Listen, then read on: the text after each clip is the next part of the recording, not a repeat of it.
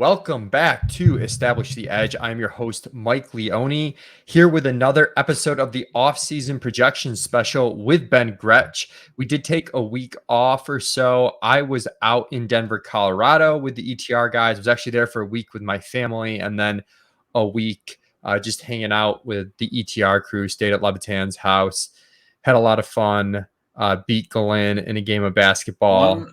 Like the most incredible game of basketball. I mean, so I got to cut in here because I got a chance to watch the whole video, and there was highlights circulated on Twitter. And I think when you see highlights of a couple of guys in a gym and somebody just draining some threes, you're like, yeah, there was obviously some misses in there. This was all the highlights.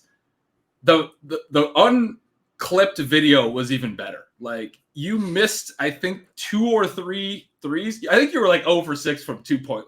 Like when you started to try to come in and get close.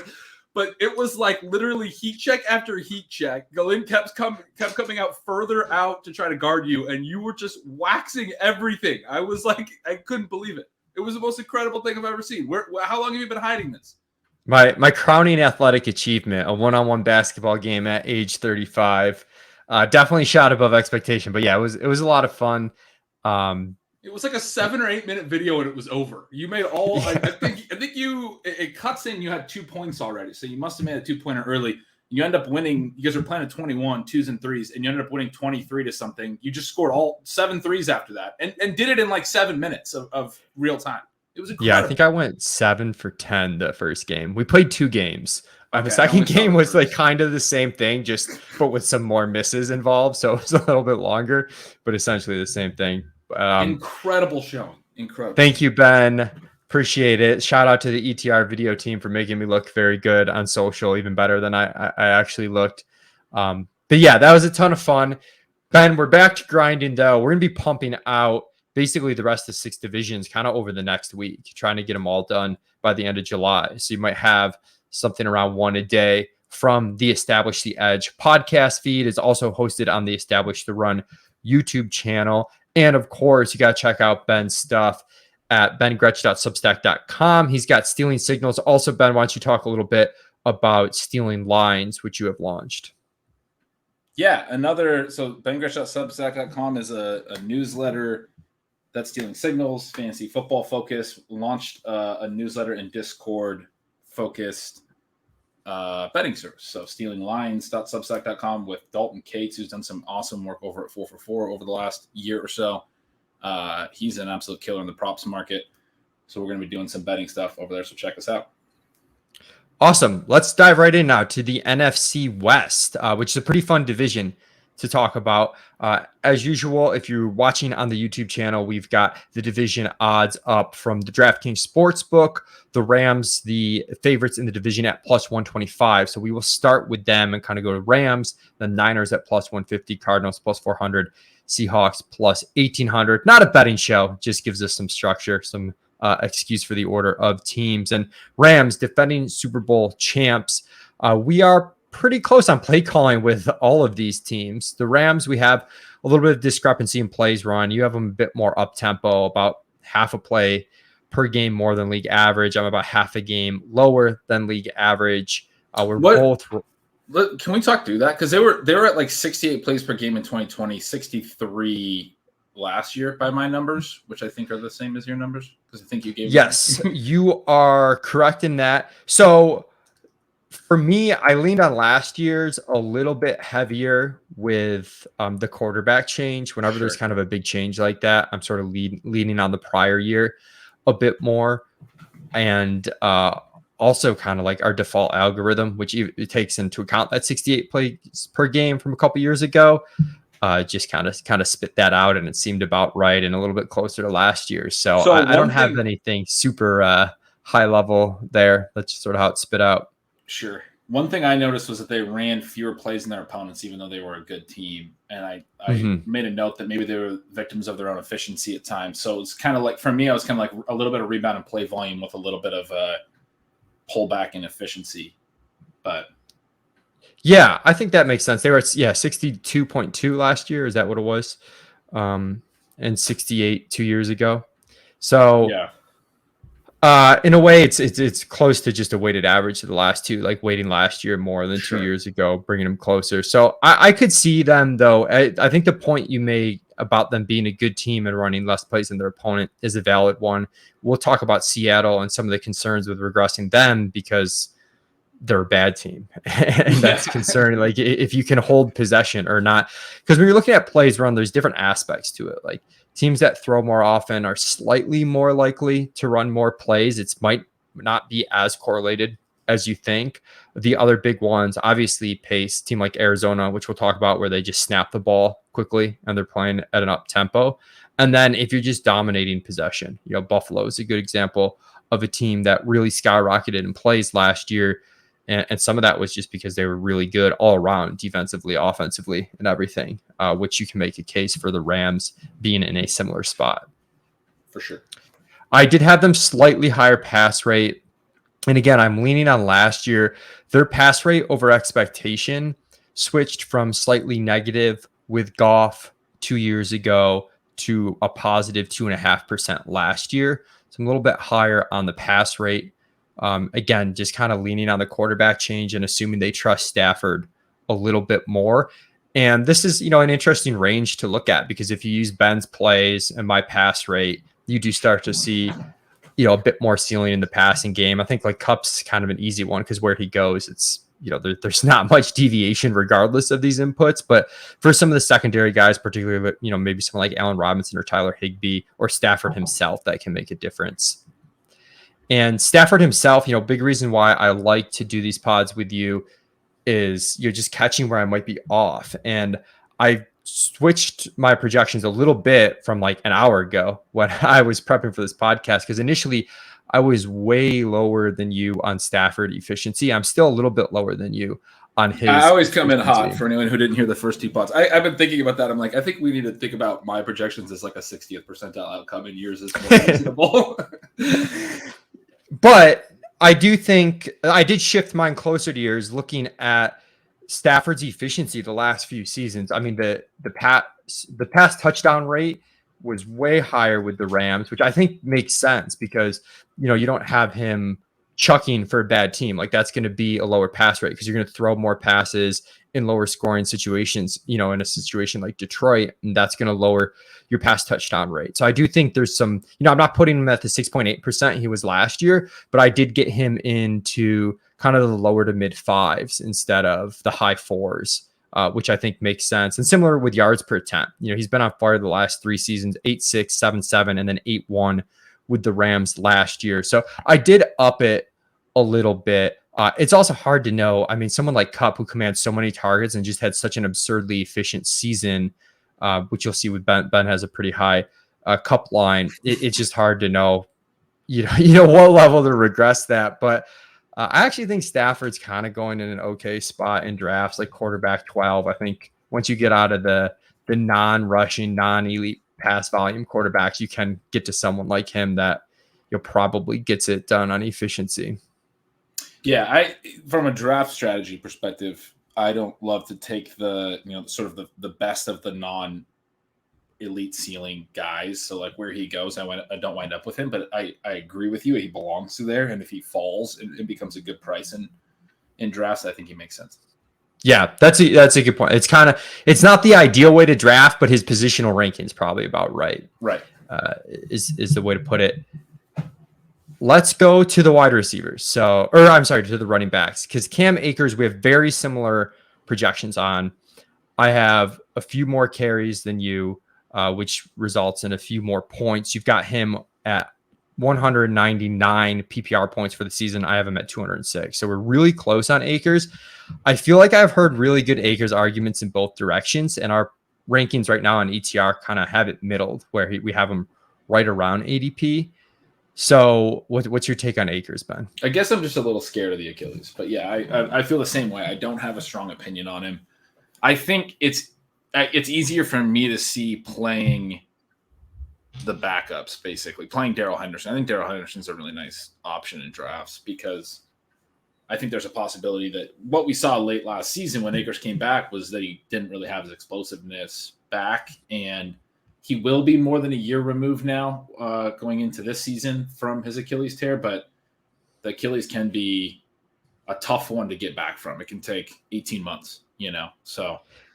Yeah, it's hard. I did a show with Mayo, and he was, because I told him I was a little bit concerned about the Achilles too, because he comes back and he's inefficient, and Mayo was like, "How are you using him coming back early as a negative?" And I can see that take too. Like, he comes back early, maybe he's not efficient, but then he's got a whole off season, so it's a little bit of a dilemma here. But the Henderson stuff for me in the Super Bowl, we saw in particular. He was just more dynamic player because he's not telegraphing what they're doing. It's just more chops in the pass game than Akers. It's just a matter of how much does he cut into the rushing role. I think I actually have Henderson for a few more targets than you. I have him at 35. You have him at 22, but you have him cutting into the rush work a bit more. You have him at 150. I have him at 110, and I kind of gave some to Kyren Williams. So if I cut out Kyren Williams a little bit more, Henderson, we already kind of like. We would really, really like him in drafts if we if we just basically cut out Kyren Williams and assume this is just a 1-2 situation for the Rams. Kyren, this might not be in your projections yet, but he's on PUP, right? To start camp, has a little foot thing. I think so. Right, so yeah. That's not great for a rookie. Not at all. David Bell on PUP too. I was shedding some tears the other day on that one. But yeah, I think like the pro Akers argument is you're getting a guy in round 4 who was going at the 1-2 turn 2 years ago, and maybe it's kind of the same spot, but with like a better quarterback. The anti-Akers argument is he's a 2-down back with shaky health, which is scary. So you can really see it pull in different directions. I'm really interested to see where that ADP settles. I feel like he's the kind of guy that could get steamed come like peak draft season. But where he's going now, I mean, in the 4th round, it's not a bad gamble to take if you're going wide receiver heavy earlier. But we're in agreement. Darrell Henderson, probably the better target at cost.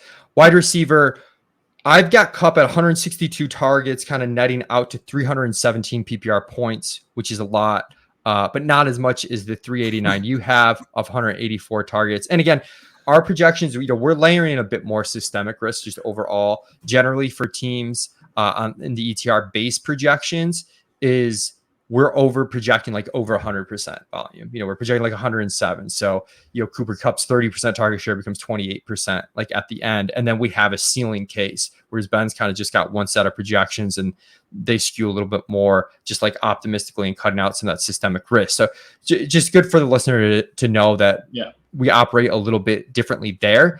At the end of the day, I think the big question on Kupp is, do you take him first overall or is that CMC? Do you take Justin Jefferson over him? But he's pretty firmly for me a top 3 player in basically any format. Yeah. I don't know what to do with this projection that I came out with. It's the Rams is actually like they're the first team that I did overall. And I have the running back target rate pretty low because it's been low the last 3 years, but I have fewer running back targets than you do overall.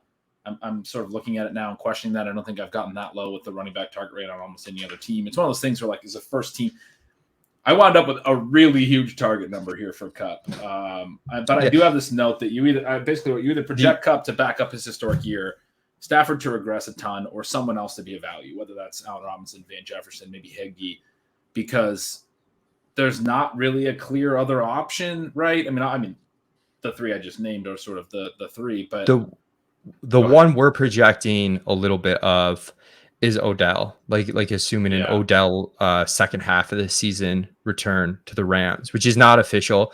So we are somewhat conservative with, I guess the high end targets on the Rams, just assuming that there's going to be somebody else at some point, whether it's Odell or, whoever it might be. I think that makes sense. The thing for me, and I don't have Odell in my projection, and I think he does sign there. I think that's the most likely scenario for sure.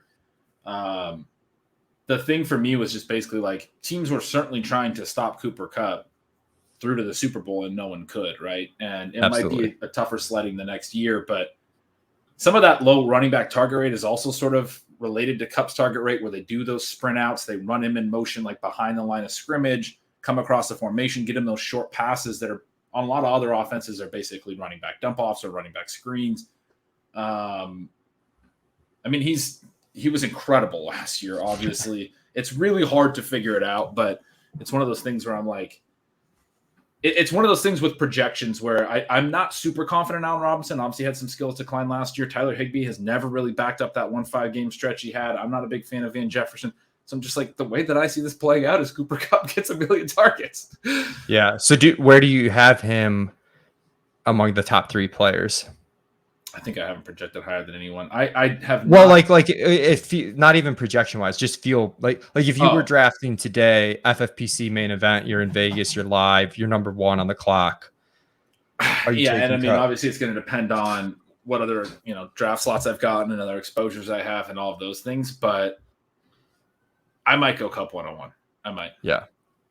I have him as the top receiver. I still think you have to take him over Jefferson, but it's obviously close and it's tough. And we'll get more into Jefferson when we do the NFC North podcast.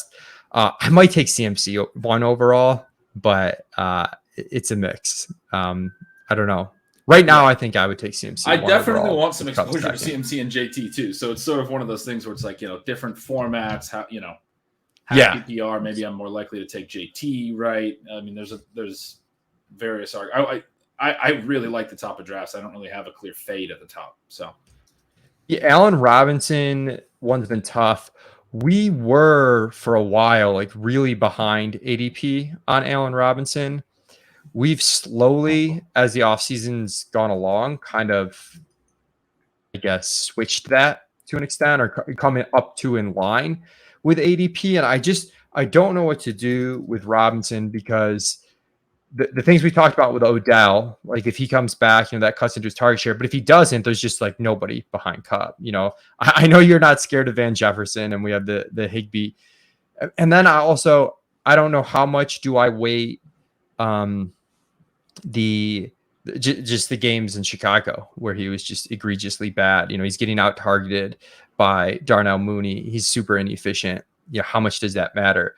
What I did end up doing, and this relates to the Stafford efficiency thing, which I'm glad I kind of saw your numbers and caught, but our projections for the efficiency is kind of 2 different metrics that we combine. We have one, which is essentially a decay model looking at the players' efficiency statistics and regressing them kind of based on sample size.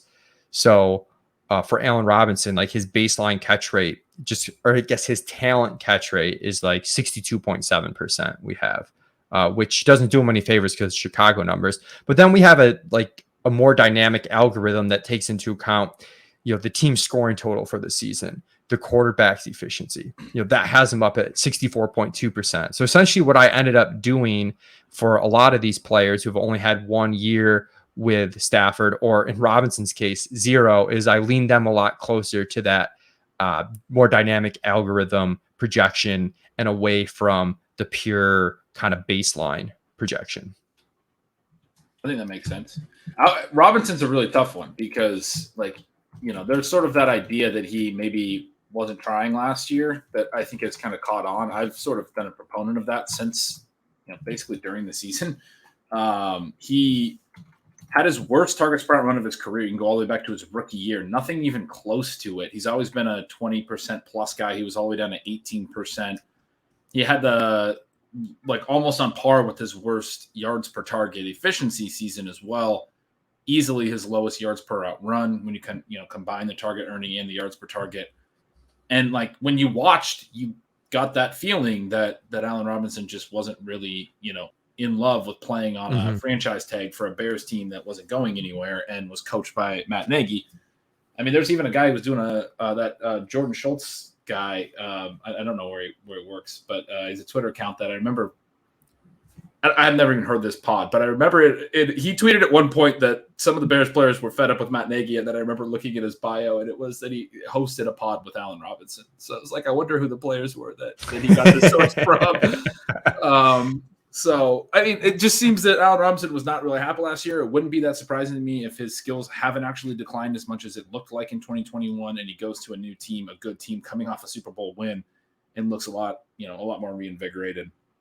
It's not really a bet I love to make. I wanted him to land somewhere where he's a guy from a profile perspective that I've always felt made sense as sort of a target hog, hasn't always been super efficient in terms of like yards per target. Obviously, he's played with bad quarterbacks, has high touchdown ability. It could work in LA for sure, but I wanted to see him land somewhere where I thought there was more available targets. He is someone though that if Kupp gets hurt, like you feel good about those targets going his way. You know, there's some situations. Not old. He's still like what, 28? He's Oh, dude, I draft 28-year-olds all the time. That's young for me. That's great. So yeah, I mean the net end of the day for me, I've got Allen Robinson kind of like in the early wide receiver 20s. You know, I came into the offseason probably too low on him. The ETR projections probably too low. I don't know. Like I feel like we have him ranked a little bit optimistically, but it's a really tough guy to figure out. I do think we seem to agree on Higbee that he's undervalued by the market. Higbee is going like tight end 20-ish across the market right now. Our projection has him more like tight end 16, 17. I'm a pretty big fan of Higbee.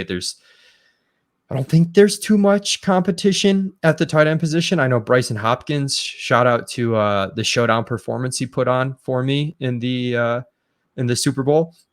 He played pretty well, but man, this looks like it's shaping up pretty good for him. The thing that I like about Higbee, Ben, I guess, is I feel like the projection I have on him is like tame, and he's still popping as pretty clearly an option. Like we have him as like a 13%, basically like a 13% target share. Like I feel good that that's not overly optimistic. Yeah, it's weird. He looks way too good in my tight end rankings too. It's funny that Scott Fishbowl, he went really late in my draft, and I still just like couldn't pull the trigger, but I kind of felt like I should. I had other. I took him. Needs. You did, like round 13 or something. I mean, it was late. I passed him in like the 17th round. That's bad. You should have taken. That's bad. I'm shaming you for that. Some other things that I wanted to do, and there are some later tight ends that I actually like their ceilings on more. I ended up getting Ben, round 17. How much later do you have to? I mean, come on. You should have taken Higbee. I ended up getting Dulcich, man. I'd see the issue for me with Higbee is I don't think he really has a ceiling. I think he does look like a clean value at his ADP, but I don't think he's going to be like a player I would start. In tight end premium, Scott Fishbowl, where you're starting a bunch of guys, you'd for sure start. I probably would at times. There was other fallers that I took. I want to be clear on.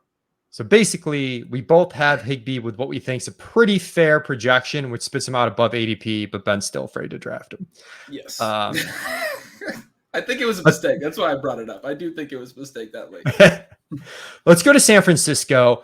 We are really in lockstep with how this offense is going to run from a macro perspective with Trey Lance at the helm. We have them at 62.5 plays, assuming that they're not, super up tempo and they're going to be pretty rush heavy. You have them at a 55% pass rate. I have 56.5% pass rate, so a little bit higher pass rate. And I think initially our team had it closer to 55%. We started to move it up a little bit higher, just kind of given how some of the target stuff was spitting out for the San Francisco players. And again, for people who are listening for the first time, that's called pass plays, that 55%, 56.5%. So scrambles are counted as a called pass play, just to get that out there. So it nets out that I have basically, half a pass attempt more per game than you, and you have half a rush attempt. But we both have them recording more rush attempts than pass attempts, which is notable. Not a lot of teams do that, maybe 2 a year. Yes, by about 1.5 to 2. Which is pretty big. Yeah. Where we are off on, and I've been going back and forth with the projections team for the last kind of half hour, is the Trey Lance rushing numbers. All right, I got some data for you. I'm going to try to convince you that you need to be higher on it. You ready for this? Yeah. I went to a lot of the other young QBs. So Lance only has an 86 drop back sample from last year. There's the two elements. Mike just did a great job of explaining. There's design runs, and then there's the scrambles on pass plays. Lance last year had a 14% scramble rate. That's a little high, not crazy. He had a 30% designed run rate, which is insanely high, not sustainable, only 86 dropbacks. So, I mean, I'm not projecting anywhere near 30%. But I went to other young quarterbacks to try to get a feel, right? So Lamar Jackson, his 2019 season, his design run rate was 29%. Only other one, like full season, that's anywhere close to what Lance's 30% last year. It went down to 23.6%. Then last year he was at 17.7% designed. this trend of dropping off as the quarterbacks get a little bit more, I think, comfortable with the quarterback side of the position. You see it with the other players as well. So Jalen Hurts in his half season as a rookie, 23% designed, then dropped to 17.5%. Kyler's been around like 10 to 13% designed every year. Josh Allen started at 11.5%, has dropped down to 10. Field was only at 7.6% last year. That's sort of the low end of the players I was looking at. They'd called like no design stuff for him. The Chicago play calling. When I look at the Lamar and Hurts stuff, you go from these rates well into the 20s, and then they've worked back to 17% on the design side. Then I think about the fact that Lance has actually had some issues throwing the ball. You can go back all the way to his college years. People love to talk about how in the national championship game when he was there at North Dakota State, I think he threw like 12 times in the national championship game and ran like 30 times in the most important game of the season. He was a big time runner there. And we know that Kyle Shanahan loves the running game and loves to design things and has already called, in a very small sample, a 30% design run rate for Lance. I moved him all the way back to 17%. So there were some of those seasons that were up in the 20s. I have him at 17% design rate. I moved his scramble rate back down to 10%. Most of these rushing quarterbacks are in the 10% range scramble rate. Some of them down in the 7-8% range. Some of them over 10%. Hurts has a 13% scramble rate season. Lamar has a 10-11% seasons. I don't have him really near Lamar's rates on the rushing stuff. I have him more like in the Hurts range. Kyler, Allen are a little bit even below where I have Lance. So there's, I think, room below. But I would make a case that there's still room for Lance to be higher than where I have him, where I put him at 17% design rate. I think as a first-year quarterback, we see this trend of like, we don't really trust him as a passer yet. His design stuff could be at like 25%, honestly. And ultimately, when I'm talking to the team, I think we are a little bit low. We're basically at the Allen, Kyler Murray type level, which I do think if he's playing is the floor.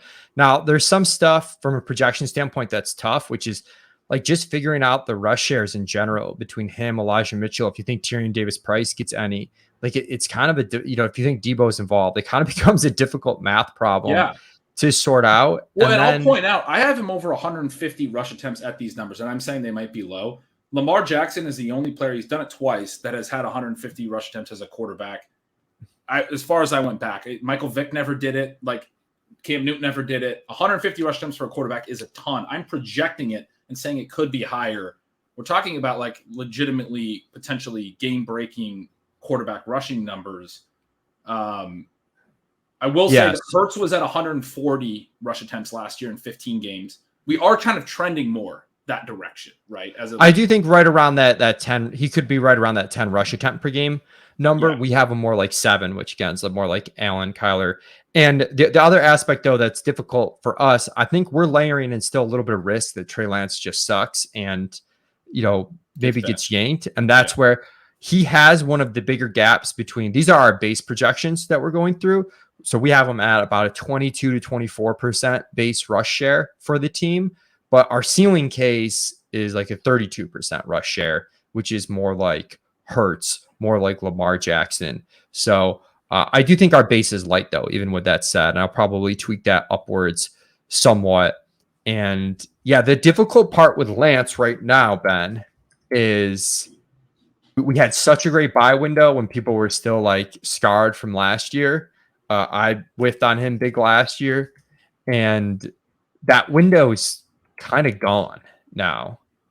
I don't know. I think he's still a clear value. I mean, I do agree there's risk, especially as long as Jimmy's on the roster, but we're hearing more and more that it sounds like Jimmy is destined to not be on the roster, which then what are they going to do? Who are they going to bench him for? And my philosophy is like, yeah, maybe he gets benched. That would suck. But like as a pick, anytime he's in the lineup, he's going to be a basically top 10 at least, but maybe top 5 projected quarterback for that week. But I guess like if he's going as like QB 8 or 9 and you've got Hurts at, let's say, QB 6, I'm not drafting him ahead of Hurts. Like I think Hurts is like clearly a round or so better. Right. My argument is he should be right behind Hurts.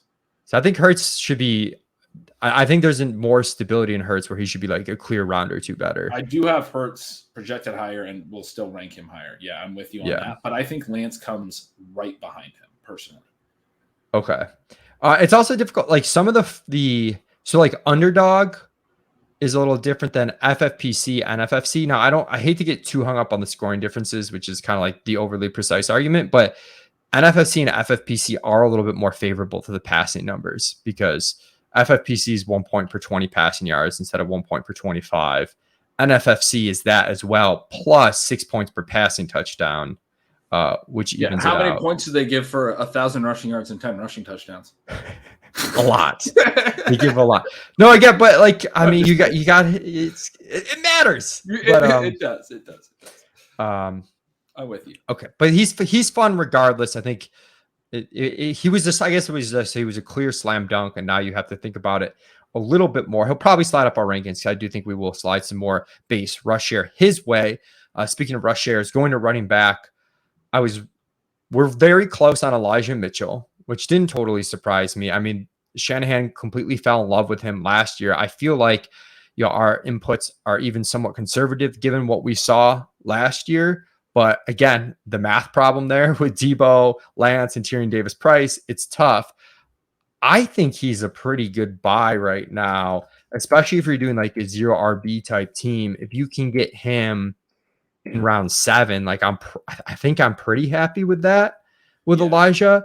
There's a point at which he's gotten too cheap. Him and I think Antonio Gibson's the other one that you see fall so much that you're like, I mean, even me, like I don't want to take him, and I think the opportunity cost is tough when you're doing like some of the wide receiver heavy builds I like to do in redraft, and I'm like, there's you know kind of a drop off at wide receiver coming, still in this range where I want to hit receiver, but man, it is tempting for those guys. Yeah. Tyrion Davis-Price, I want to get your thoughts on. I've argued with Silva on this. For me, he's been a guy that I've drafted in specific builds, which is basically my team is ready for a moonshot running back pick that has huge upside. I don't care about the floor. I've drafted him much less than the market overall, though, because I'm pretty worried that his median outcome is like almost nothing.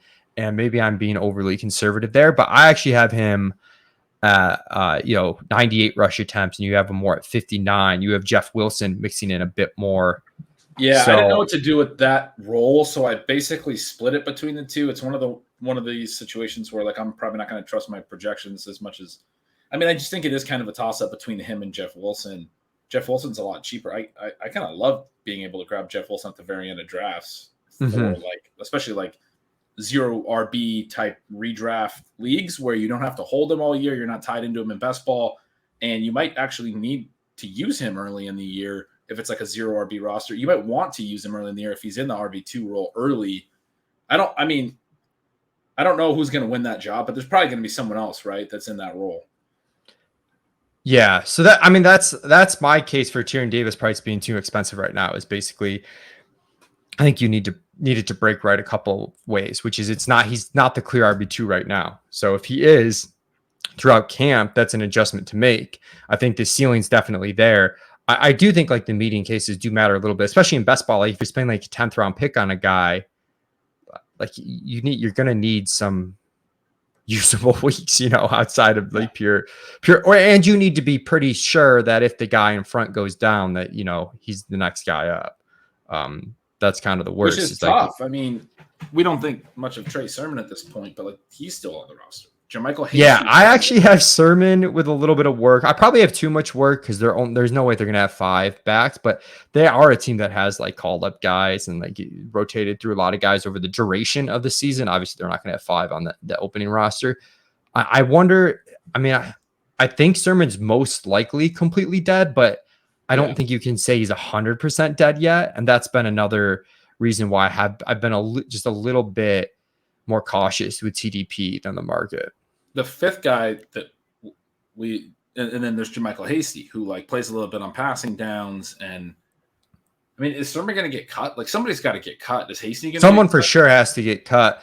I think Hasty and Wilson, I'd be surprised if both of them made it. I feel like they both kind of fit that pass catching back type of role. So my lean is that only one of those guys on the roster, and Wilson is always kind of like a health thing. I think if he's healthy, it'll be him over Hasty. But if Sermon's that bad, maybe he is the one that gets cut, because they did not want to use him last year in almost any circumstance. They had like one game where they just absolutely had to use him. Yeah, that's kind of interesting. I hadn't really thought through this until like right now as we're talking about it, but Sermon getting cut does actually seem pretty live. I do have more rush attempts for Deebo Samuel, which also kind of like adds to this problem, and maybe part of the reason why I'm low on Lance. Just really not entirely sure what to do with that role. I have 49 rush attempts for Deebo Samuel. You'll have him closer to 30. Trying to see what the exact number netted out last year. Well, it's so funny if you look at his 59 last year. 59 last year, but when you look at his game log, it's like the first half of the year, it's like 4 in 8 games or something. Like it was really a very small amount. It was fewer than I remembered. I want to get that right and not just lie on the air, but he went from his first, let's see, it's not 4, but it's 6. It's 6 across his first 8 games. Only had 6 carries. And then he became a 5 carry a game guy. The next week, 8 carries, 6 carries, 8, 6, 5, 7, 8. Going to the playoffs, he's carrying 10 times a game. So you definitely, like, you end up with 59. You end up with 27 carries in the 3 playoff games, which is like an even higher rate than for the season. But just with the talk of this offseason and the fact that he was sort of upset for a period and took San Fran off his socials and stuff, and then they drafted Tyrion Davis-Price. I was reading that as if like they drafted this running back. Then right after the draft, he put the Niners back on his social medias and stuff. So I was reading that as if they were like, hey, this is the guy that's going to run those plays and you don't have to run them anymore. And like made him I think it's a pretty wide range. I definitely don't think we're going to see what we saw last year, but I do think, 2 to 3 a game, which is kind of the range we have. You're at 2 a game. I'm at 3 a game. But also like what if someone gets hurt, do they like rely on that even though they don't want to going into the season? But perhaps a more interesting conversation is the targets. Again, you run a little more hot than me to begin with, but you have 20 more targets for Deebo than me. I'm somewhat concerned about this offense in general is really tough because the entire offense is basically this problem of they could score a ton of points, be super efficient, which gives almost everyone like really big individual upside, but then it's a really tough math problem figuring out the volume. And there's going to be some guys that could disappoint in a huge way. And we saw this last year. Deebo goes nuts. Brandon Ayuk is like, a league killer. And I think it's a similar spot this year, not with those guys specifically, but just in general, like between Kittle, Deebo, the backs, someone's probably going to go nuts and someone's going to tank. And it's hard to figure out where to put those prices. But I do think the Deebo stuff, a lot of people are saying his targets dropped because he started playing the running back role more. If I recall correctly, the routes didn't actually drop off a ton. I think it was more the Ayuk presence. So looking back at last year, weeks 1 through 7, when Ayuk had sort of this weird role, he played 66% of snaps. Deebo's target share was 33.6%. Weeks 8 through 21, counting the playoff weeks, Ayuk played 92.1% of snaps, and Deebo's average target share was 20.1%. So basically 20%. And I think we need to both factor in that Deebo has the ability to earn a 30-plus target share in the right circumstance, but also factor in, I think, the base default of how this team operates heading into the year is like Ayuk and Kittle are playing their full roles, and that is impacting Deebo's target share more so than kind of the rush stuff, which to me was a little bit of a red herring. I think everything you said makes a lot of sense from any type of reasonable projection perspective. I'll just be completely honest. I just thumbed the scale on Deebo and was like, I don't want my projection to be too low on a guy that I think is this good at football. If you look at it from things that are like perspectives of like his percent share of the touchdowns, like I have him way down, but I have his touchdown rates on a per touch basis way higher than I would, both as a receiver and a rusher than I would probably otherwise project. And I have him for quite a few more TDs than you. But it's one of those things where I'm like, yeah, this team projects for a certain amount of points. Like you said, the market has them as a high scoring team. I think they're in the top 10 in expected points when you look at, like futures lines and everything. And I don't know where else I'm going to necessarily go with all those touchdowns. Like I think Deebo is the guy that you would expect to score 20% of their TDs. Last year he scored 30%. I have him at 21%. But then the way that I used to always do it was just like per target and per rush attempt. When I look at it from that perspective, I'm like, yeah, I still have him really, really high. I've regressed him, but I haven't regressed him as much as I normally probably would because touchdowns are pretty tough to predict. I don't know if this is right. It's me sort of thumbing the scale a little bit and saying, I don't want to be too low on Debo, you know?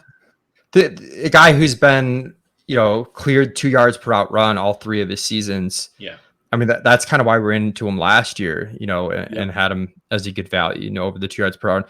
So I definitely think that makes sense. I think around the 2-3 turn, he's a really good pick. He's jumped around a lot. Like coming into the year, I thought he'd be going at the 1-2 turn and just be pretty overdrafted.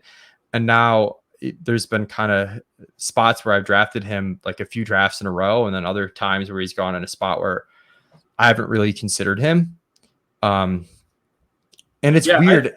Someone that feels like more of a full PPR guy. I actually have like a meaningful gap in his favor for half PPR just because of the efficiency stuff that you hit on. And then kind of the math problem with the play calling where let's split the difference between our 2 target projections, 104 and 122.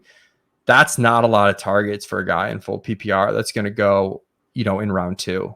Yeah. So I think you hit on all the concerns with San Fran's offense well. I think really the only sort of, I guess, like potentially actionable addition I could add is it's interesting to look down at Juwan, Jennings, and Danny Gray, which you have projected for 55 and 28 targets. I have for 29 and 15. So I have them combined for like 45 targets. You have them combined for more like 80 plus. And that's probably the correct thing, because we have a similar thing as what we're describing on Debo with Kittle, where I'm 16 targets higher. The only thing I would say is if you step back and you say, we think this is a really run-heavy team, we're projecting a lot of actually design runs. We're also projecting Trey Lance to scramble a lot. I think you can make a case that having a really concentrated target tree is more likely, right? Because he's going to potentially only have first reads, second reads, and then run. And we have seen that some in Lamar's history. We saw some teams that were Mark Andrews, Marquis Brown, both getting up around 100 targets and basically no one else getting over like 50, right? And so maybe based on Lance and the way the offense is going to run, I could make a case that I'm probably still too light on the ancillary pieces. I'm always a little more concentrated and more, excited with my projections, but that this could be a really concentrated target room, not just like as a narrative, but actually from a football perspective, that's the way that they might design things for Lance. 1-2 reads, and it's going to be Debo, Ayuk, or Kittle that are those reads for the most part, and then take off and run if it's not there. Yeah, and I think that's a very good point, but I do think you needed to come up from last year when those guys were at like 60 to 63%, depending on how you want to do the math, like based on per game played or total team targets. And then like that's with Ayuk kind of being benched for the first part of the season. These schmucks just play on this team, but maybe they don't, to your point, this year. They just had, you're getting like, you like Sherfield, Jennings, Sanu last year. Like I have their combined target rate of those 3 at 68%. That's probably hot, is what you're saying. It was like 62 last year. It was 62.5%, and that was it was 60% if you just look at total team targets and their total targets. If you strip out like the games the guys missed, it's like 62.5%, which like truth lies somewhere in the middle because it's unlikely all 3 of them are playing all those games, but those targets could shift. So but you're saying you've basically got like a 6 point increase from last year, which like that could happen, but it's on the high end. It's definitely on the high end. And then Kittle's tough too. It's, as you said, it's the exact same dynamic. Like, love the talent. Dude could go absolutely nuclear. It's just kind of like, at what point do I want to, make the bet? And I think, he's been a guy right now where we have him ranked really close to his ADP, but I seem to in drafts like him like a little bit better than ADP. I seem to break the ties with Kittle when I get close. I mean, he's the last like potential ceiling, like real ceiling tight end. And I don't even necessarily love him for I'm not even like drafting a ton of Debo. This is just sort of how my projections came out. I'm pretty concerned about Debo in the tier of receivers he's in. I've taken some. I'm pretty concerned about Kittle. Kittle's harder because in the tier he's in, usually Waller's off the board. You're sort of like, okay, well, it's Kittle or it's late round tight end for me a lot of times, because I think that tight end 6 to tight end 10 range has historically pretty poor hit rates. and they're not really exciting names this year. And when we get into the AFC West, I think Denver's a similar team where I can make really good ceiling cases for so many guys, but like we also know a bunch of them are going to like fail, and it becomes an interesting dynamic for how do you actually rank that? How do you actually develop that into a draft plan? Like, where are you willing? Where's the cutoff between the ceiling is just worth it and it's not? And it's a tough problem. Like, it's a complex game. I don't think there's a known solution to some of these spots. Okay, let's go to Arizona. We have them both at 65.5 plays per game and a 60.5% pass rate. Just absolutely absurd consistency for us here in this team projection. It's pretty funny. And that's what happens when you get a team that has an offensive identity. They've had it for a few years.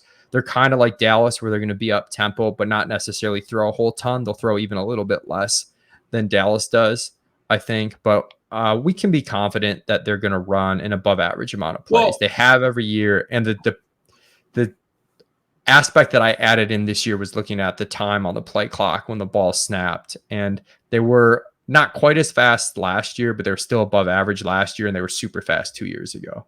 The thing I wanted to say about how close we were, and it's uncanny. We're like literally have the same team volume projections.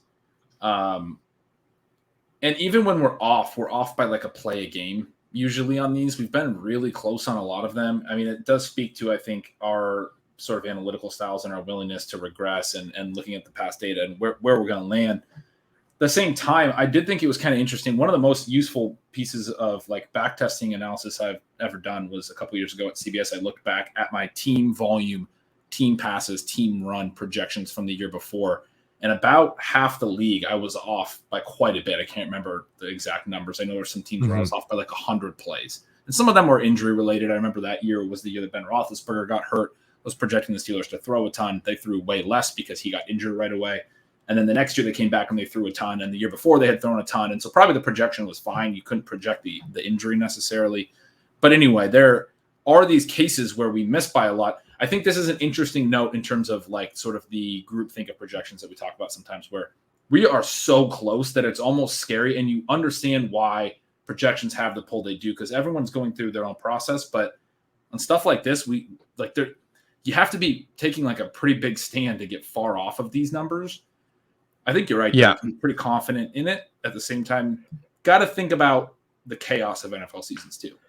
Yeah. And I'm going to give ourselves some credit here. Last year with Baltimore, I think anyone looking at our projections from the outside in would have been like, they've run this amount this year and every year they run this amount. Why don't you just have them at that rush rate? And there's some regression that you need to bake in there, like past the NFL season. And then, of course, we didn't expect Baltimore to do what they did, but because we were more willing to factor in that range of outcomes, we were more likely to draft Marquis Brown and Mark Andrews last year. And then this year, we'll probably have Baltimore perhaps at a lower pass rate than the market has, just kind of understanding the pull that these have. But with Arizona, the good thing with them is they're fast, like they're kind of like objectively fast, and their pass rate's pretty neutral. So I think it's hard to screw them up a little bit too much. But if they're fast and they decide to throw more frequently, like that could be pretty exciting. And that's where you could see, some higher end outcomes. Looking at our Kyler projections, we're pretty close. You're a little higher on the rush stuff, not by a ton. No. I did listen to a clip that Kevin Cole tweeted out on Kyler that, had me excited for him, where he basically talked about last year, his EPA per drop back didn't show improvement, but if you broke it down, a lot of that was because he didn't scramble as much. And he also was under pressure more, but like his pure passing numbers were a lot better. And it did remind me a little bit of, Josh Allen had a stretch where he had the 1 year where he really could. Josh Allen was more extreme and a worse prospect and a worse spot, but he had the year where he just ran a ton and just had an absurd rushing EPA on dropbacks. And then the next year, he was kind of like felt like he was boxed in a little bit, but he made like these small improvements. And then the year after that, it sort of put it all together. So I think there's a chance that Kyler could just have a nuclear type season if all breaks right for him. And he was really good before the injury last year. I think splits can be misleading, but it's a really important point about Kyler. I mean, especially as a passer, but he was like in the MVP discussion, and then he got hurt and came back. He wasn't necessarily the same player down the stretch. But early on, like, he was carrying AJ Green to high efficiency. I mean, no, I mean, all the receivers on the team is sort of the point that I would make were performing at a really high level. His passing efficiency was through the roof for a stretch. I think. Yeah, I have heard a couple people mention, I don't know the validity of this, like just kind of worried that he's dropped off, particularly rushing the football, like 2 straight seasons in the second half, both, I think, because he was dinged up in the second half of the season. I think that stuff's kind of noisy. I do think with the rushing, it's unclear how many pure rushing attempts he has, but I think he's always going to be at like a floor of like 400 rush yards with pretty high rushing TD upside. Yeah. So that's really good. I mean, to take that as like if you're going to be 405 on the ground as a floor, like that's really good. Understanding that could be 710 in a certain outcome. Yeah, completely agree. Going to running back.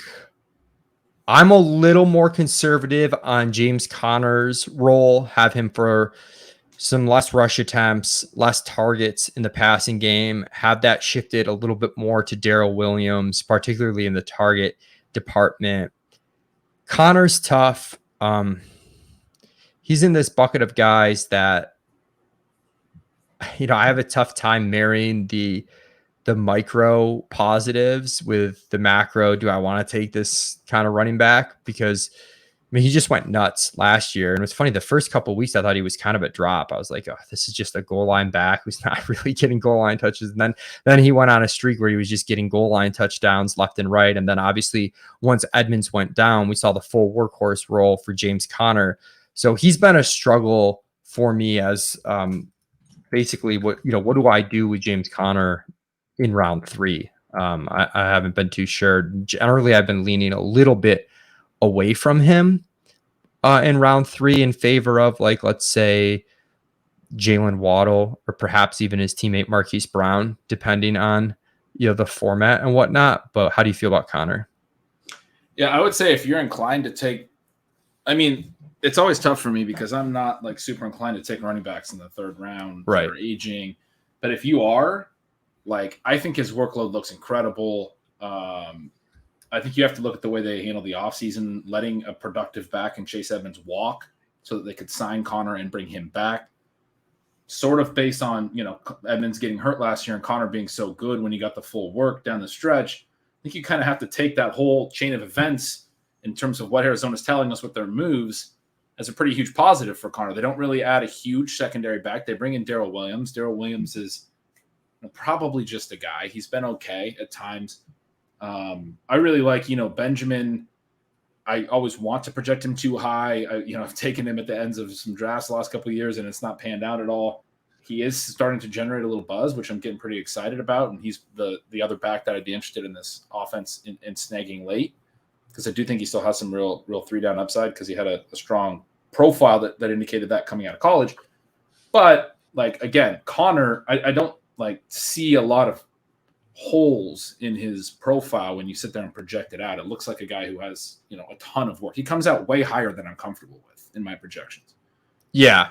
And I guess that's essentially the same for me. Like, with, again, I generally a more conservative starting point, but it's the same feeling. It's like, I get why he projects really well. I don't feel great about it. So I'll take him at a little discount, but generally there's tiebreakers that shift me away from James Conner, even kind of like, right around where we have him ranked. I just shift a little bit elsewhere. We have Marquis Brown ranked really high. It's hard to tell if we're chasing the hype here a little bit or not, but Marquis Brown had just a phenomenal year last year. His targets per route run stuff was great.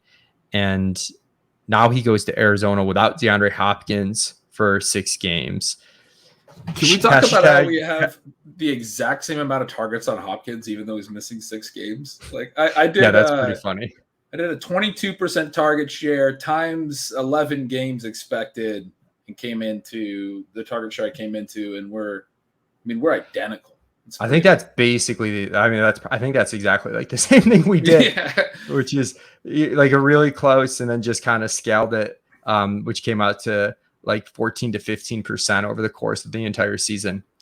But yeah, Hollywood looks great. I mean, also, I don't know if this line's still out there. If you play on Prize Picks, they had an egregious Hollywood Brown receptions total of like, it was in the 90s, which is just an auto slam dunk on the under. So if it's out there, take that. As much as I like Hollywood Brown, you can't bet him over 90 catches. He's not a high volume underneath type of target necessarily. I mean, they got other dudes for those targets. They have Connor, they have Rondell Moore, they have Zack Ertz. Like, yeah, that's an easy one. He's a guy that so sometimes we struggle with these guys who shift teams where the dynamic and the way they're going to be used might be a little bit different. And initially, I think we had undervalued him when the trade first happened. But I do expect maybe a little bit of trade off in terms of less target share, at least over the course of the whole season when Nuke comes back and everything, with a bit more higher efficiency, particularly his yards per catch, I think goes up. Like I've got his baseline at 11.8, kind of just based on a decay of his past statistics. And then if I'm looking at kind of our pure algorithm, the more dynamic algorithm, that's got him at 13.1. So we just went with that number at 13.1. Also, his ceiling case, we boosted him a decent bit. So he is a guy that we have, I guess, a wider gap between his ceiling case and his base case than the average wide receiver. That was Brown you're talking about? Yeah. So how are you playing the Brown projection, the Rondell Moore projection? I think the other big one is Trey McBride in terms of Hopkins being out for 6 games. Like, I think there's a lot of ways that this season can branch off for Arizona. If Rondell Moore has a really good first 6 games, I think that really solidifies probably his role when Hopkins is back. Probably means that AJ Green kind of just goes away and it's Brown and Hopkins and Rondell Moore in a 3 receiver set. That's sort of how I projected it. I think a similar outcome could be said about Trey McBride. They could run more 2 tight end stuff early, and he could be good enough early, and that could really cut into Ertz. Ertz is the one in this passing game whose ADP I don't like the most. Like, I have the biggest issue with, because they took a tight end higher than any team in the draft this year, and people are acting like they kind of didn't. I'm curious how you plan through all that. I have in my notes for this podcast jokes about Leone having more targets for AJ Green. Did you add Zack Ertz because you also have more for Zack Ertz? But the thing is that, dude, we are pretty low on Zack Ertz relative to the market with this projection, which is 86 targets. Zack Ertz, I want to make a point about Kyler at the end of this, but Zack Ertz is really difficult to project because he's old, fails the age model, was dreadful his last couple years in Philly. Also, another big mark against Zack Ertz, Ben, is that he just destroyed our final hopes in the FFPC playoff challenge, and we may never forgive him for that. By far his worst game as a Cardinal. Yeah, I mean, I'm definitely biased. His numbers, though, it's like his yards per target goes from 4.7 last year with Philly, 6.1 this year with 4.7 2 years ago with Philly, this past season, 6.1 with Philly, to 7.1 with Arizona. He started to be kind of more Ertzian in terms of like this super high catch rate, like not super explosive, but his yards per catch is like not far off from his career average. It's just a little bit lower, and he's back to catching balls at a high volume. So I don't want to totally, I feel the way you do, which is that people are overrating Ertz, and McBride is actually pretty interesting and a draft target in certain spots. In best ball as a tight end 3 if I need some upside. I thought you were about to be really excited about Ertz. So good catch. No, I don't think we can completely kill him, I guess is my thing. That's fair. And then bringing it back. But why is he Tyler, going tight end 9? Like I could see not completely killing a 36 or 37-year-old tight end if he was going like tight end 13. Like you're just talking about like Higbee. Like I don't think Ertz is that different than Higbee, and people are pushing Higbee all the way down to like tight end 20. I think Higbee actually comes out higher in my projections. So I gotta say though, the irony here is we did move Ertz like a decent bit closer to ADP. I think we have like the tight end positionally, we have him kind of around tight end 10 now. But I think the tight end 10 is overvalued. Like I just much rather wait and take the tight ends Yes. Like relative to overall ADP, we have tight ends 11 through 15 as way better values than Zack Ertz, even though we're in line positionally. I just would not want to take him at that point, but I get why he's there. Part of the reason I got him there, though, is I was looking, I talked about our Stafford efficiency differential. We did have a pretty big differential in Kyler's completion rate, which is somewhat interesting to talk about. Part of that is Ertz is baseline catch rate. Again, based on like decay statistics, we have it 62%, but his AL goes up to 67%. We don't usually get guys with that wide of a gap. He was 69 last year. So I did manually raise that a little bit, but you do go with Kyler. You lose DeAndre Hopkins for 6 games. You also have DeAndre Hopkins' catch rate fell pretty significantly last year.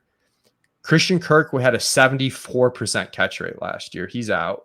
Hollywood comes in. He had a 62% catch rate with Lamar. We're expecting a little bit higher with Kyler. But and then you look at Rondell Moore, whose catch rate just like has to come down because he has an expanded role. The ADOT's going to be higher. So I don't know if any of this matters, but I just found it interesting in trying to pin down Kyler's completion percentage. So Kyler broadly was at 70% completions last year. Really high last year. Really high. That's like record breaking. Drew Brees was the first guy to ever have a 70% completion season. Completion percentages are rising league wide. And we're seeing more guys flirt with 70%, but it's incredibly high. He was 67% the year before, 64% as a rookie.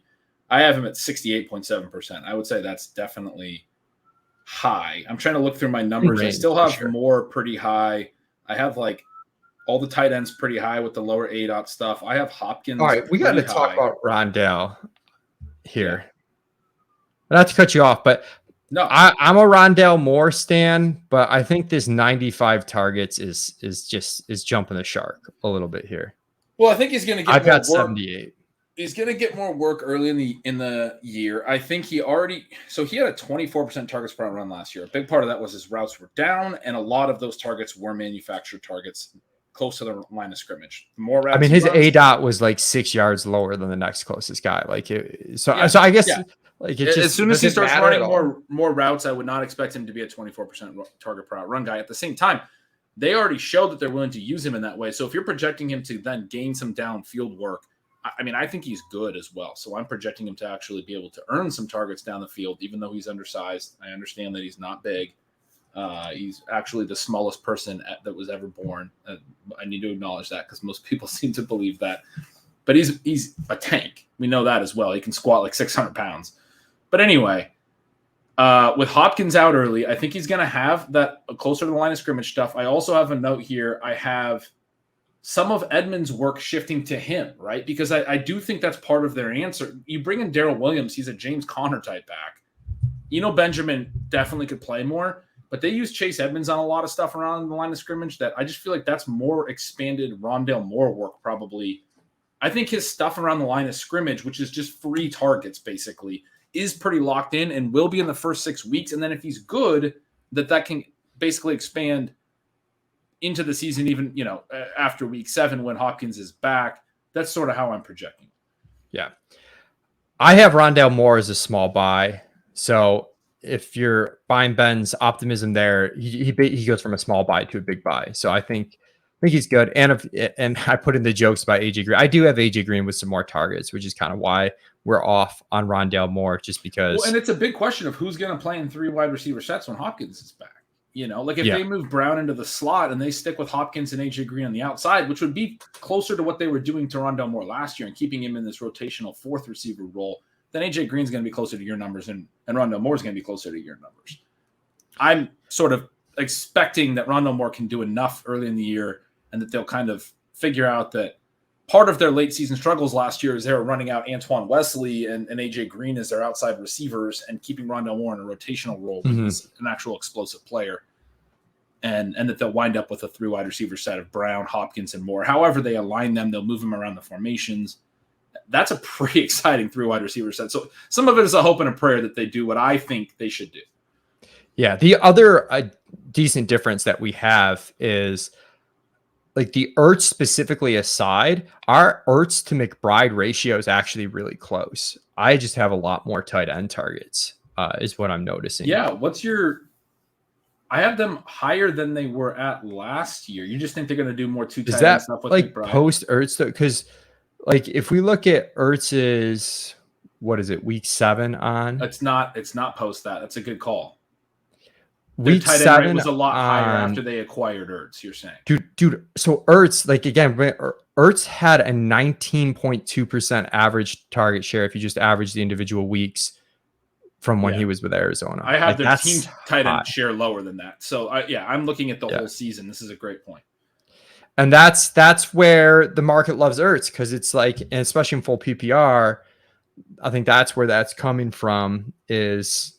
So the other guy that's weird is Max Williams. Is actually like, he's never played a lot, but he's actually like been good in a rotational role. And they used to use Dan Arnold in a rotational vertical role, and they used Williams last year. He had some like very, very small sample, but he had Max Williams is dead. I don't think you should draft him, but I'm saying they already had him. They went out and drafted Trey McBride. Dude, they traded for Zack Ertz and drafted Trey McBride. Max Williams is a non-factor. Good tight ends? I don't understand. Yeah, no, I don't think Max Williams matters. I think he's bad news for Ertz, is what I'm saying. Like I don't think he's bad news. I think he's interesting if someone gets hurt. And I know you're not saying to draft him, but I don't think he has any effect on Zack Ertz. Trey McBride, yes. Max Williams, no, he's not. I'm just saying the combination of Trey McBride and Max are okay. So Trey McBride has X effect on Zack Ertz. Trey McBride plus Max Williams has X plus 0.00001 effect on Zack Ertz. Fair. Fair. Let's go to Seattle. So talking about teams that are difficult to project because we want to regress them, understanding the huge volatility in plays. Seattle is one of them. So last year, Seattle had an egregious amount of plays per game. It was impossible to project them on a weekly basis for DFS. I remember they had 56 plays per game, Ben, which was, I think, at least a full 3 plays per game lower than anyone else. But it's not like they were super slow the year before. They were right around league average the year before. The other ironic part to this, looking at the play clock stuff, they were actually a little bit faster paced this past year than they were 2 years ago. They just were, real boring with the play calling, and they had a horrible stretch of 3 and out stuff. Yes. And it's like, if you can't even get a first down, your play volume is really bad. You're just punting immediately. You have a 3-play possession. So and their defense couldn't keep anyone off the field. So yeah, I mean, that is like, like, I think they're going to suck, but that has to regress just because it's like, it was so egregiously low, as you're emphasizing. I have to say this. I just moved a 0.5 percentage point of target share back to Zack Ertz for backs. Our default algo puts Seattle at like 62 plays per game because natural regression, and it's also picking up on they weren't also super slow in plays per game 2 years ago. I've manually put it at 60, which to me is like a 4-play increase per game last year and still like a full play less than anyone else I have projected. The reason why I'm not going with the algo is the quarterback switch and just like everything we've heard for how, the coaching staff wants to run this offense. So I kind of feel like, we get natural regression, but it's going to be hard for them to stay on the field if they're running a lot and they have bad quarterback play. But it's interesting. I mean, this was sort of the point I was making with Arizona too, and maybe it fits more with Seattle. I was thinking about it before the show, looking through our numbers and kind of comparing them. We both expect them to run a few more plays or a little bit more play volume this year. Certainly, be a little bit more pass heavy than the like extreme numbers in the past that have been, well, not always, but at times very run heavy. But we end up still really close. And so like, this is a better example. The Arizona example wasn't a good one. Could we be wrong on this? Could they be a little bit closer to league average? They're going to be bad teams run fewer plays than winning teams tend to run. If they're able to run the ball efficiently, they could be, I think. Yeah. Like, I think that's the question. Like, are they able to actually run efficiently? And they could be, because they have a couple of, regardless of how you feel about whether or not running backs matter, they have 2 guys that are likely going to be above average at rushing the football. Yeah. And even with me having lower play volume, I do have them but like a little run heavier. I just think Pete's such a boomer, but we'll see. The quarterback stuff, like Geno, I think in like 2 quarterback leagues you could draft. It seems like he's got the leg up right now, and he has some rushing upside that Drew Lock doesn't have too much. I don't want to get too nitty into that. Like just any quick takes on Geno and Lock. I just think I think Geno's a much better. Like I think we kind of know what Lock is. Geno's had enough time kind of bouncing around the league that sometimes we see these type of veteran quarterbacks get another shot and have like sort of learned and matured. He's probably a better player now than he was, straight out of college, right? So, or there's a possibility, I think. And he was all right last year. So I think Geno provides more upside to the offense. If you've been reading the Monday kind of like ADP market shifts that we've been doing on Establish the Run, we have a free article up, and Adam Levitan does a podcast on it as well in the Establish the Run podcast feed. Rashad Penny, on like some news out of Seattle, is like really moving up while Kenneth Walker is moving down. You have him split basically 50-50 with a lean to Kenneth Walker. We have Walker with a pretty decent edge. Maybe we're too aggressive. I know this is a back that in Dynasty, like we were dogging Walker quite a bit because I think he was like way overdrafted in Dynasty rookie drafts. But like as a pure rusher, he's like a really good prospect from everything I've heard. I'm not a prospect. You're more of a prospect guy than me. And, Penny, it's tough though because Penny was like absurd in rush yards over expectation last year. It's not like Penny's bad, but I do just kind of lean to the younger guy that they spent capital on. And Penny, I generally dismiss injury stuff, but God, it just feels like every year it's something. Yeah. He feels. But I think you nailed all that. Walker looks like a really good running back. This team is going to like to run. He didn't have as much receiving in his profile. Penny was an incredibly efficient running back last year in terms of the rushing. Any type of stat you want to look at, yards after contact or yards created or yards after what's blocked. There's a lot of ways to look at it, but Penny looked really, really good on a lot of that type of stuff. They're going to have 2 good backs. The split is tough. I do think you can I'm with you with the way that you have your projections in terms of how I'd play it. I think you definitely want to lean towards the younger back, especially in this case where Penny's had, continual injury issues. We're not going to say anyone's injury prone, but continual injury issues. And Walker might also just be really good. So I'm definitely leaning more towards Walker. I do think Penny is interesting with these latest talks that he's going to be sort of the lead, the stuff about. Does that mean anything? No. Like when I was talking to like Levitan saying it would be news if it was the other way around, but this is sort of the default. That's a good way. Everyone thinks it's going to be the incumbent, right? We hear that every year. But Penny was really good down the stretch. So he was super good. And they kind of brought him along slowly way back when maybe he was injured that first year, but I think a lot of people thought Penny was going to play over Carson his first year, and then they kind of brought him along slowly behind Carson. I think Carroll is a boomer, dude. Like he might actually just have the veteran deference for the early part of the season, but Penny could get hurt. Walker could just steal work because he's like the young, explosive, exciting player. It's also the other tough part too is I think individually I can see the upside case for both, which is talented rushers on a team that wants to rush the football, and that could break right.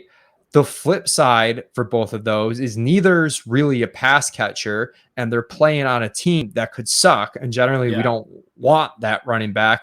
So we've been kind of behind ADP a little bit on both. I've reached a little on Walker just because I don't know, just call it a pure talent bet. I've made like kind of some tie breaks in his favor. And the way we draft, it's kind of like if you've gone 0 RB and there's an 8th round Kenneth Walker, it's like, it feels like a fun bet to make, like just intrinsically.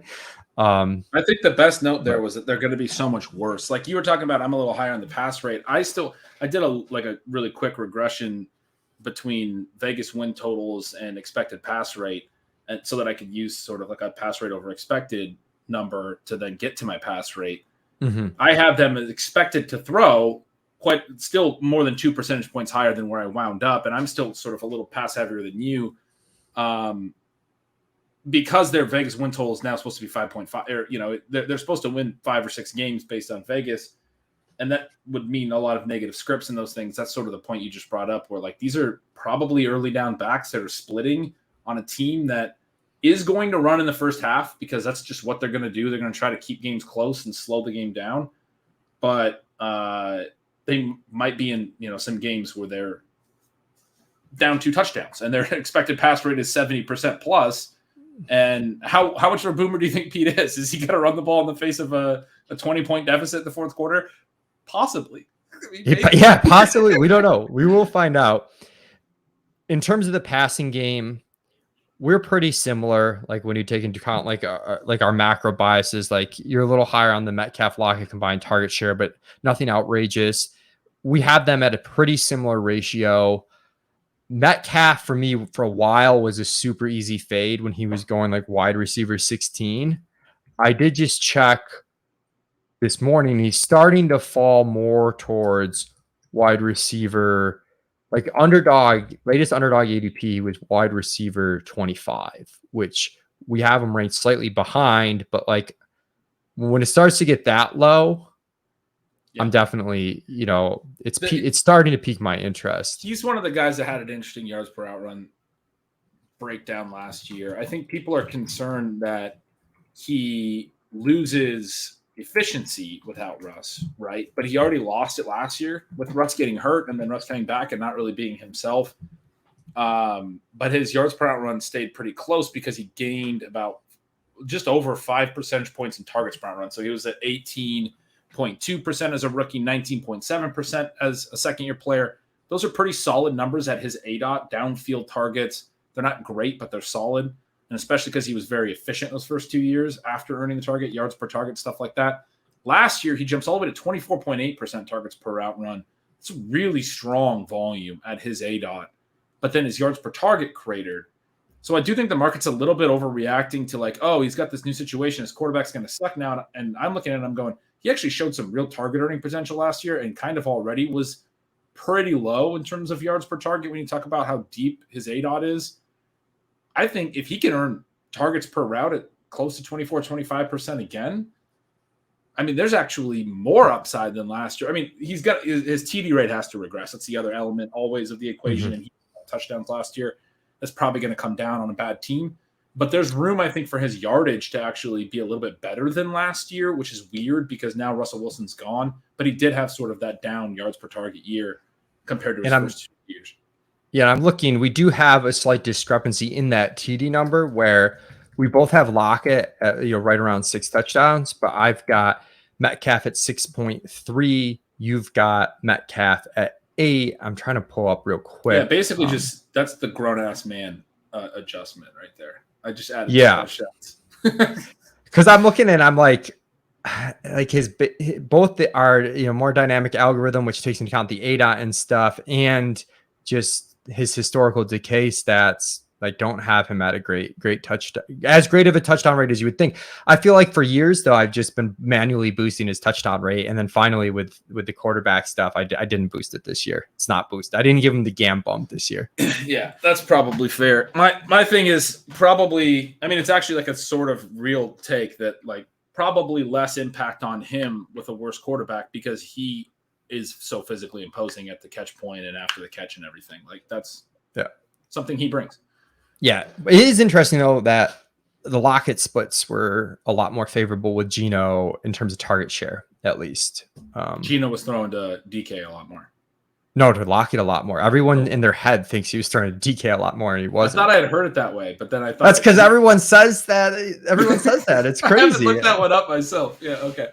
Well, I'm pretty sure it's like because I had that in my head too, and then someone actually had the stat, and it was like 27% Lockett, like 23% Metcalf or something. Someone's gonna have to fact check us because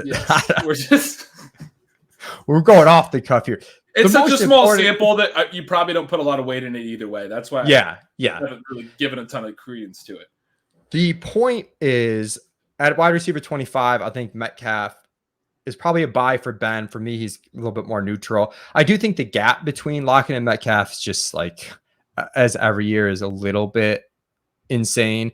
On FFPC ADP, there's a 23 spot gap. Our rankings have it as a 16 spot gap.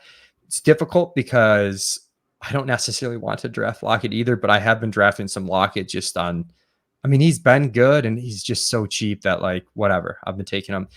Agree with all of that, especially the I don't really have a reason not to draft him, but I'm not, because I'm just like, whatever. The Metcalf thing I will say, especially in terms of whether or not he's a buy for me, is that you get past a certain point, he's still there when you get into that really kind of quiet range at receiver where there's some other veterans that I don't think quite have huge upside. And I find myself a lot of spots going, DK Metcalf has more upside than any other receiver that's left right here that have ADPs around him. He kind of is the last of his group that will slide sometimes. So that's probably why he becomes more of a buy for me too, where it's just like, I have a hard time taking, I don't know exactly who's going right next to him. Is Allen? I mean, Robinson's going ahead of him, right? But I would take Metcalf over Robinson. Like, wouldn't you? Like, he's DK Metcalf. I think I'd take Robinson, but I think it's close-ish. But yeah. Also, our final ranks do have Silva's 150 baked in, and he's quite a bit higher on Robinson relative to Metcalf. So that's factoring our ranks a little bit. I think if it was just pure projection side, we'd have those guys closer, and it'd be a toss up. The one thing we definitely agree on, though, this Noah Fant price tag is really stupid right now.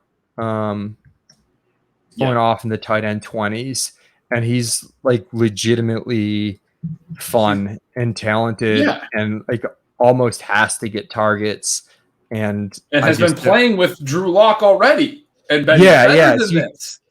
right. So the only knock against Fant really is pace of play calling concerns, because the rest, as you said, he's been playing with shitty quarterback play. You know, he's been playing with Cortland Sutton and Jerry Jeudy. Like, I know those guys haven't been healthy at all the same times at certain points, but it's not that different of a spot what he's been in. And yeah, I'm really big on Fant. You're even higher on Fant. We're both Fant stands. And then shout out Will Dissly for getting paid. Yeah. Great way to end the show.